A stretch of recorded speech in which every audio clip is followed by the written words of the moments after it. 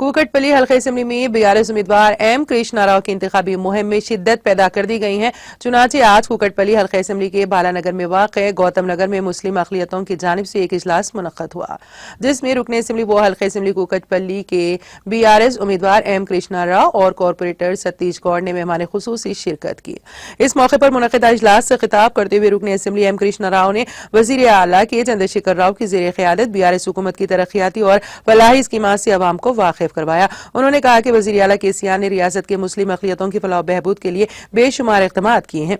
रुकने assembly M Krishna Rao ने कहा कि कुकटपल्ली हल्के में बीआरएस के दौरे हुकूमत में बेमिसाल तरक्याती काम अंजाम दिए गए हैं। उन्होंने बताया कि कुकटपल्ली हल्के में सड़कें, नक्कासियाब, बिजली, पीने के पानी की मौसर सरबराही के अलावा शादी मुबारक, कल्याण लक्ष्मी और दीगर स्कीमों पर मौसर अमलावरी की गई। उन्होंने अवाम बिलखुसूस मुस्लिम अक़लियतों से अपील की है कि वो 30 नवंबर को मुनक़्क़दा असेंबली इंतखाबात में कार के निशान को वोट देकर उन्हें भारी अक्सरियत से कामयाब बनाए।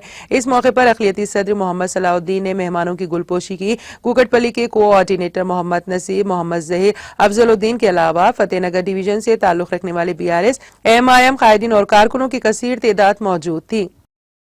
ఈ రోజు ఇంటింటికి నీళ్ళు ఇచ్చాం, ఈ రోజున 24 గంటల కరెంట్ ఇచ్చాం, షాద్ ముబారక్ ఇచ్చాం, కళ్యాణ లక్ష్మి ఇచ్చాం, 2000 రూపాయల పింఛన్ ఇచ్చాం, కేసీఆర్ కిట్ ఇచ్చాం, ఎన్నో అభివృద్ధి కార్యక్రమాలు బాలనగర్ బ్రిడ్జ్ బ్రహ్మాండమైన బ్రిడ్జ్ తీసుకొచ్చాం. రేవంత్ రెడ్డి అనే ఎంపీ ఉన్నాడు, ఇక్కడ గెలిచి వెళ్ళిపోయాడు. ఎప్పుడన్నా రేవంత్ రెడ్డి ఇక్కడ కనీసం ముస్లిం సోదరులకు వచ్చి మీ ఆపదని అడిగాడా? 4.5 ఏళ్ళలో ఒకసారి ఆలోచన చేయండి. ఒక్క రోజన్న కనీసం లాక్డౌన్లో ఎన్నో ఇబ్బందులు పడ్డారు. ఆ రోజున ముస్లింలు, హిందువులు, క్రైస్తవులు. మరి ఆ రోజున ఈ రేవంత్ రెడ్డి కాంగ్రెస్ పార్టీ ఒక లీడర్ రాలే, మరి బీజేపీ రాలే. మరి ఈ రోజున మళ్ళా మీ దగ్గర గల్లీ గల్లీ తిరుగుకుంటా మాకు ఓట్లేయండి, మా ముస్లిం అంతా ఓటేయండి అని అడుగుతా ఉన్నారు. నేను అడుగుతా ఉన్నాను, మీరు ఈ రోజున పక్కకు ఉన్నటువంటి మీకు దర్గా దాని కాంపౌండ్ గారు నజీర్ వచ్చి వాళ్ళ పెద్ద మొదలు అడిగితే నేను నజీర్కి ఇప్పుడు దర్గా కట్టిస్తున్నాను పక్క కాంపౌండ్ చెప్పండి. ఇందిరాగాంధీ పురంలో అక్కడ కూడా పిల్లలు చదువుకుంటా ఉంటే అక్కడ కూడా 52 లక్షలు కట్టి షెడ్ వేయించింది వాస్తవమా కాదా తెలుసుకోండి.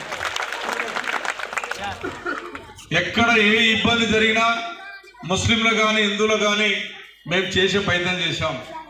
ఇదే కాంగ్రెస్ పార్టీ ఎన్నడూ కూడా వచ్చి ఆలోచన చేయకుండా ముస్లింతో ఓట్లు వేసుకొని పోయి 4.5 సంవత్సరాలైన రేవంత్ రెడ్డి కనబడకుండా మళ్ళా మొన్న వచ్చి చెప్పి బాలరాజు చెప్పిపోతా ఉన్నాడు వచ్చి గెలిపేయండి. ఎంత దుర్మార్గం అంటే BJP party, Janasena, TDP, Congress party, TDP అన్ని జెండలు కట్టారు. ఒకటే దగ్గర మీటింగ్ నడుస్తుంది. ఎవరిని మోసం చేస్తున్నారు ఇది రేవంత్ రెడ్డి?